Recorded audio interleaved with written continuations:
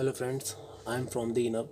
Guys, आज जो हम करने जा रहे हैं बीए प्रोग्राम सेकेंड ईयर का पॉलिटिकल साइंस का लेसन थर्ड है। तो गाइस, इस लेसन का नाम जैसे कि आपके बुक में जो सोल की बुक है उसमें दे रखा है भारतीय संविधान, व्यवस्थाएं और संस्थागत प्रणाली, कार्यप्रणाली। गाइस, ये चैप्टर का नाम है, आपके लेसन का नाम है कि व्यवस्थाएं और संस्थागत कार्यप्रणाली। हम इसके अंदर संविधान के बारे में बात करेंगे। गाइस, ये जो आपका ये वीडियो मैं बना रहा हूँ, ये आपको जो वीडियो दे रहा हूँ, ये पार्ट 1 मान लो इसको। ठीक है, इसको पार्ट 1 मान लो, पार्ट 1 मान लो, क्योंकि गाइस इसके बाद भी एक वीडियो मुझे बनानी पड़ेगी, क्योंकि ये थोड़ा बड़ा लेसन है गाइस, तो इसके कारण पार्ट 1 करके इसको करना पड़ रहा है। नेक्स्ट वीडियो में वो कवर हो जाएगा। गाइस, इस लेसन के अंदर में पहले मैं लेसन के बारे में थोड़ा सा डीपली बता दूँ। तो इसके अंदर हम किसके बारे में बात करेंगे? हम अपने भारतीय संविधान, जो हमारा कॉन्स्टिट्यूशन है, उस कॉन्स्टिट्यूशन है उसके बारे में बात करेंगे गाइस। और कुछ खास बात बताऊँ तो इसके अंदर कॉन्स्टिट्यूशन के बारे में आपने 11th क्लास में पढ़ा होगा। ज़्यादा कुछ अगर पढ़ रखा है तो दिक्कत नहीं आएगी, पर अगर नहीं पढ़ रखा है तो थोड़ा सा आपको हार्ड वर्क करना पड़ेगा। ठीक है, और देखो तो बताऊँ गाइस, तो आपको इसके अंदर, इस पूरे चैप्टर के अंदर में 3 क्वेश्चन हैं जो मोस्ट इंपॉर्टेंट है। 3 क्वेश्चन में से ना एक क्वेश्चन तो कन्फर्म होता है सोल में आना। अगर इस चैप्टर में से अगर क्वेश्चन पुटअप के जा रहे हैं तो तीन में से एक तो आएगा ही आएगा, कंफर्म होता है 3 में से। तो गाइस, आज हम जो क्वेश्चन करने जा रहे हैं, मतलब 3 क्वेश्चन है। नेक्स्ट जो वीडियो आएगी ना, सेकंड पार्ट के अंदर में हम 2 क्वेश्चन करेंगे। आज हम 1 क्वेश्चन कर रहे हैं। ठीक है, और जो क्वेश्चन कर रहे हैं वो भी इंपॉर्टेंट है, वो ऐसा है नहीं गाइस। तो इंपॉर्टेंट क्वेश्चन है, देखते क्वेश्चन क्या है और किस तरह से आएगा क्वेश्चन हमारा। गाइस, पहले आज जो हम करने जा रहे हैं उसका क्वेश्चन ये बनता है कि भारतीय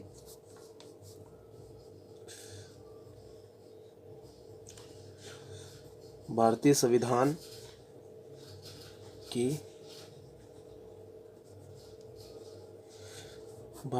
की विशेषताएं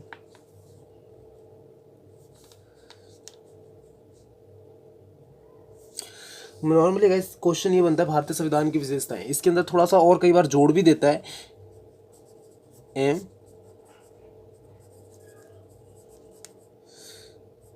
संवैधानिक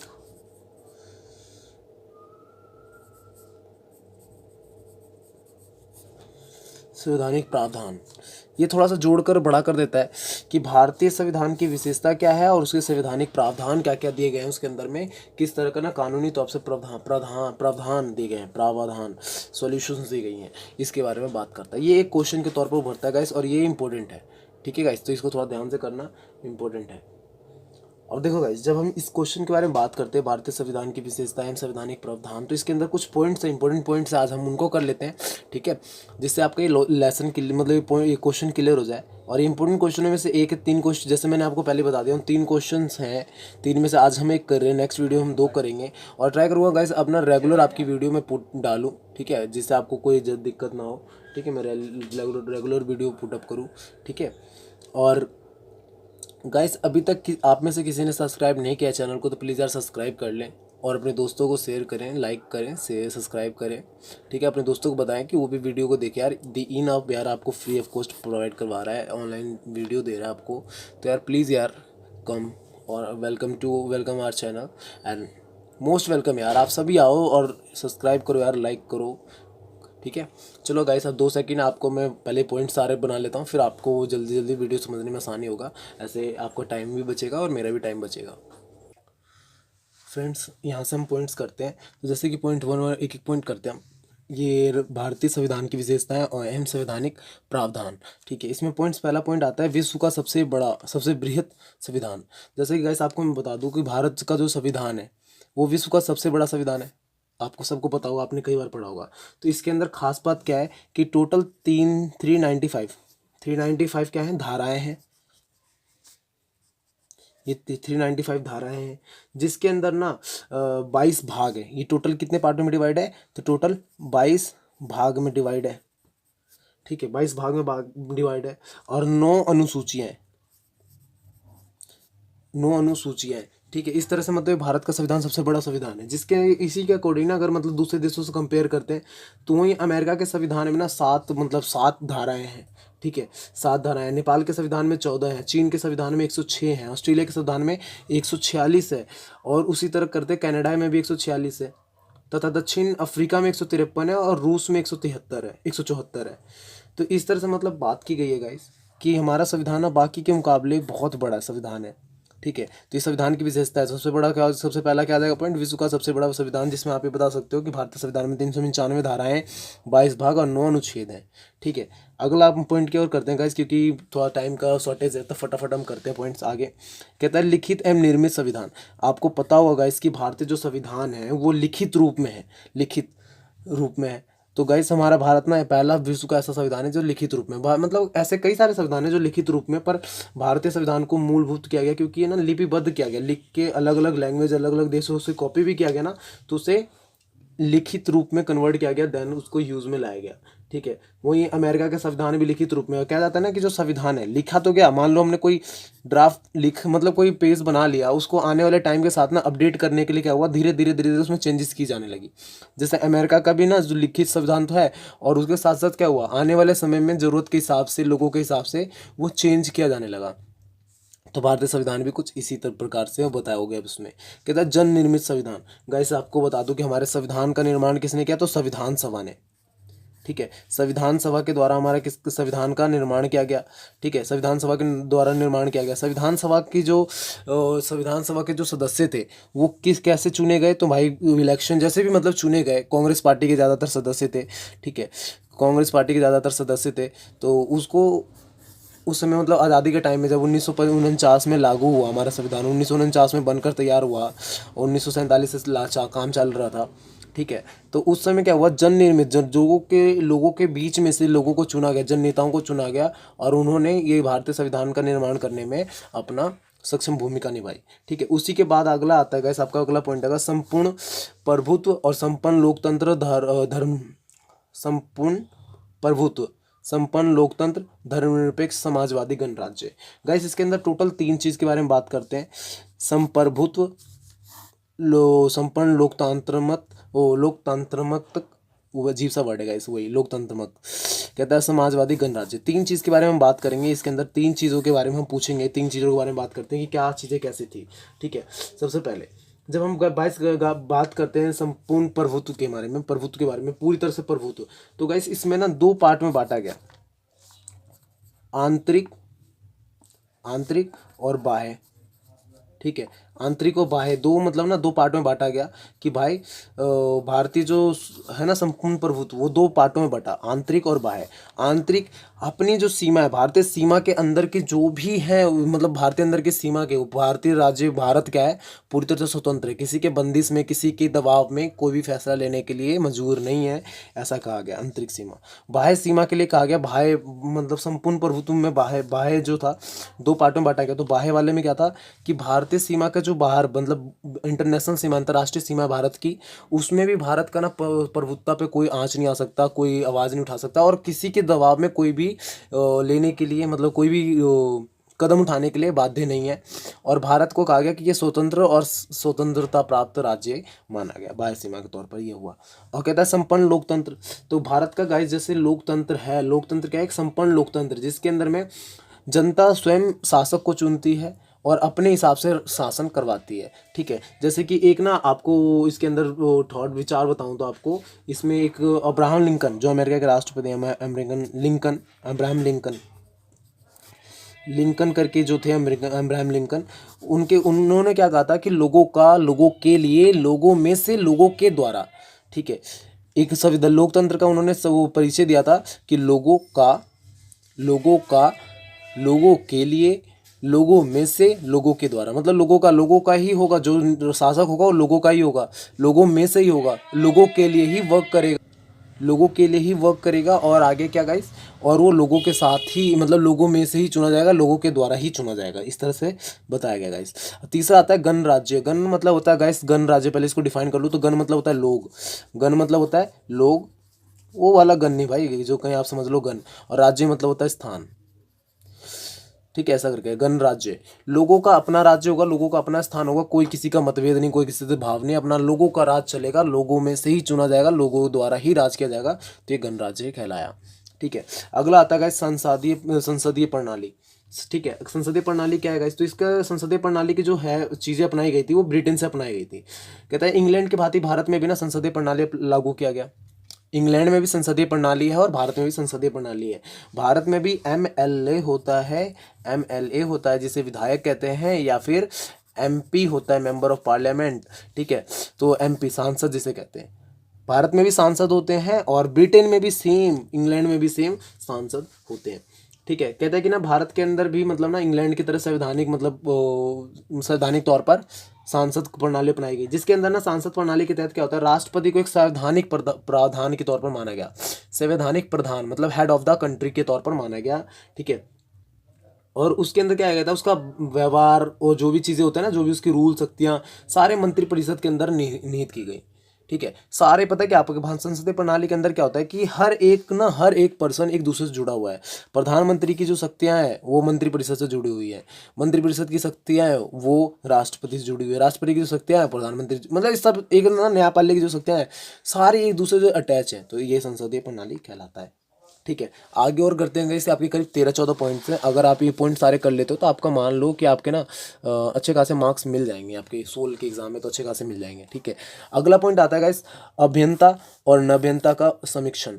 ये थोड़ा अजीब सा पॉइंट है, अभियंता और नभियंता होता क्या है ये जान लेते हैं गाइस। अभियंता और नभियंता, ठीक है, थोड़ा अजीब सा पॉइंट है। इसके अंदर कहा जाता है ना कि भारतीय संविधान का ना मतलब जो मतलब सब मतलब इसके अभियंता और नभियंता का मतलब ये बताया गया कि भारतीय संविधान ना अमेरिकी संविधान की तरह ना अधिक कठोर है। अमेरिकी संविधान क्या है, बहुत ज़्यादा कठोर है। और अमेरिकी संविधान बहुत ज़्यादा कठोर होने के साथ साथ ना कहा जाता है कि ब्रिटेन का संविधान है, जो ब्रिटेन की संविधान है या फिर इंग्लैंड का संविधान है, क्या है, बहुत ज़्यादा लचीला है, लचीला है। अमेरिका कठोर माना गया, अमेरिकी संविधान कठोर माना गया और ब्रिटेन का संविधान लचीला माना गया। पर भारत के संविधान के साथ ऐसा कुछ नहीं था, क्योंकि भारत का संविधान नॉर्मली लचीला भी है कठोर भी है। अपने लचीला और कठोर का मतलब क्या, वो डंडा हो या फिर कोई प्लास्टिक रबड़ है। कहने का मतलब ये गाइस कि कठोर होने का मतलब ना संविधान के अंदर में कोई चेंजेस, कोई भी प्रावधान लाना बहुत टफ हो जाता है, करना उसमें कोई भी चेंजेस करना, तब्दीली करना वो मुश्किल भरा होता है। पर गाइस अगर संविधान लचीला है, अगर संविधान हमारा लचीला है तो क्या हो जाता है कि जल्दी से जल्दी उसके अंदर चेंज किया जा सकता है, जब मर्जी जैसे मर्जी चेंज कर दो। पर गाइस हमारा जो भारतीय संविधान है वो कठोर भी है लचीला भी है, दोनों है, मतलब दोनों का तालमेल है। तो मतलब उसके अंदर ना चेंजेस करना आसान भी है मुश्किल भी है, ये करके माना गया। पर अमेरिकी में कठोर और इसका लचीला माना गया, ठीक है। वहाँ पे कठोर और लचीला का मतलब ये नहीं कि कोई डंडा या रबड़ है ऐसा करके मतलब मान लेना भाई, तो थोड़ा अलग। दूसरा अगला पॉइंट की ओर बढ़ते हैं तो गाइस कहता है एकल नागरिकता। एकल मतलब सिंगल, एक नागरिकता। भारत के अंदर गाइस हर व्यक्ति के पास एक नागरिकता है, अपार्ट फ्रॉम कश्मीर। कश्मीर, क्योंकि कश्मीर के क्या बात है भाई, कश्मीर की खास बात क्या है कि कश्मीर के अंदर में ना दोहरी नागरिकता चलती है।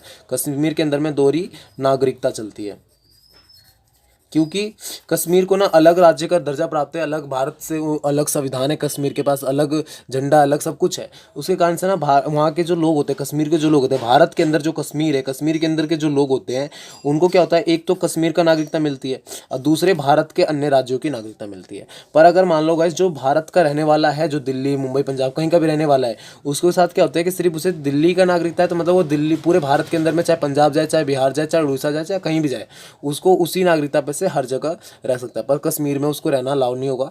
पर कश्मीर वाले के साथ है, वो कश्मीर में भी रह सकता है और कहीं और भी रह सकता है, ठीक है, उसके ऊपर कोई पाबंदी नहीं है। पर सेम गाइस जैसे कि आपको एक एग्जांपल दूं तो जैसे अक्षय कुमार है, अक्षय कुमार के पास किसका कौन से देश की नागरिकता पता है आपको? अक्षय कुमार के पास, अभी मैं आपको जानकारी के लिए बता दूं तो अक्षय कुमार के पास किसकी नागरिकता है, तो कनाडा की नागरिकता है, कनाडा की, ठीक है, कनाडा की नागरिकता है उसके पास। वो है तो इंडियन पर उसने कनाडा की नागरिकता ले रखी है, क्योंकि भारत के अंदर सिंगल नागरिकता रखने का अधिकार है। कोई भी व्यक्ति दो नागरिकता नहीं रख सकता है, सिंगल रख सकता है। तो इसके कारण से अक्षय कुमार ने भारत की नागरिकता छोड़ दी और कनाडा की रख ली। ऐसे कई सारे आपके सेलिब्रिटी हैं जिनके पास विदेशी नागरिकता है पर भारतीय नागरिकता उन्होंने त्याग दिया। अगला अगर पॉइंट करते हैं गाइस करते हैं तो धर्मनिरपेक्ष राज्य। धर्मनिरपेक्ष राज्य क्या होता है? सबसे पहले धर्म मतलब रिलीजन, निरपेक्ष मतलब कोई उसमें भेदभाव नहीं, और राज्य एक स्टेट, पर्टिकुलर स्टेट। देखो तो भारत को धर्मनिरपेक्ष राज्य बताएगा क्योंकि इसके अंदर ना किसी हर धर्म का समान अधिकार हो, हर धर्म का समान अधिकार हो, हर धर्म का समान अधिकार हो, समान अधिकार हो। इस कारण से क्या बताया गया, भारत को धर्मनिरपेक्ष राज्य बताया गया कि हर हिंदू मुस्लिम हर तरह का समान अधिकार। इसके कारण से एक संविधान के अंदर में ये प्रावधान किया गया कि हर धर्म को बराबर अधिकार मिले, समानता, स्वतंत्रता, ये सब अधिकार मतलब प्रावधान किए गए भारत के अंदर में। अब भारत को धर्मनिरपेक्ष राज्य कहने का मतलब भी ये कारण इसलिए बना क्योंकि भारत के अंदर में कई तरह के धर्म का धर्म का मतलब वो उत्पन्न हो चुके थे और धर्म का वो था बसेरा था। इस कारण से इधर धर्मनिरपेक्ष राज्य के तौर पे दर्जा मिला। ठीक है, आगे और गाइस बात करते हैं तो क्या कहता है, न्यायपालिका की सर्वोच्चता एवं संसदीय सर्वोच्चता। गाइस हमारे भारत के अंदर में अक्सर आप कई बार, भारत ही नहीं दूसरे देशों में भी क्या होता है, न्यायपालिका और संसदीय सर्वोच्चता के ना बीच में टकराव होता रहता है। जैसे आपको अमेरिका की बात बताऊं, अमेरिका के एग्जांपल दूं तो अमेरिका के राष्ट्रपति ने कई सारे मुस्लिम देशों के ऊपर बैन लगाया था कि वहाँ से आना, वहाँ के लोगों को अमेरिका में प्रवेश करना वर्जित है। ठीक है, उन्होंने बैन लगाया, पाबंदी लगाई, पर संसद ने क्या किया, न्यायपालिका ने क्या किया, उसको खारिज कर दिया। ठीक है, हमारे भारत में भी सेम इसी तरह से है कि दो चीज़ें, न्यायपालिका की सर्वोच्चता वो अपने आप को महान मानता है, संसद अपने आप को महान मानती है, पर दोनों एक दूसरे से जुड़े हुए हैं। न्यायपालिका की ना जो भी फैसला होगा वो संसद पलट सकती है और संसद के फैसले को न्यायपालिका पलट सकती है। हमारे भारत में इस तरह का हैगा, पर कई सारे देशों में क्या है ना कि जैसे न्यायपालिका ने जो फैसला लिया, मतलब जो संसद ने फैसला लिया उस पर न्यायपालिका सिर्फ नज़र रख सकती है कि वो फैसला सही है या नहीं है। ठीक है, बस उतना ज़्यादा नहीं। कई देशों में ऐसा प्रावधान है कि संसद ने जो फैसला लिया उस पर न्यायपालिका कोई हस्तक्षेप नहीं कर सकती है। ठीक है, पर जो न्यायपालिका फैसला लेगी उस पर संसद हस्तक्षेप कर सकती है। पर सेम गाइस हमारे भारत में जस्ट उल्टा क्या है कि अगर संसद ने कोई फैसला पास किया, ठीक है, और न्यायपालिका को उसमें कुछ कमी लगती है तो न्यायपालिका उसमें संशोधित करवा सकता है, उस फैसले को बदलवा सकता है, पलट सकता है। ठीक है, जैसे कि गाइस आपको अभी भारत का एक वो चीज़ बताऊं तो आपको ना SC OBC एक्ट में एक बदलाव किया गया था संसद के द्वारा, सुप्रीम कोर्ट के द्वारा। सुप्रीम कोर्ट के द्वारा एक बदलाव किया गया, किसमें, SC OBC एक्ट में बदलाव किया गया, जिसके अंदर ना तुरंत गिरफ्तारी का प्रावधान था। मतलब सुप्रीम कोर्ट ने क्या किया कि SC OBC में मतलब बदलाव करके उसके अंदर तुरंत गिरफ्तारी का प्रावधान किया गया।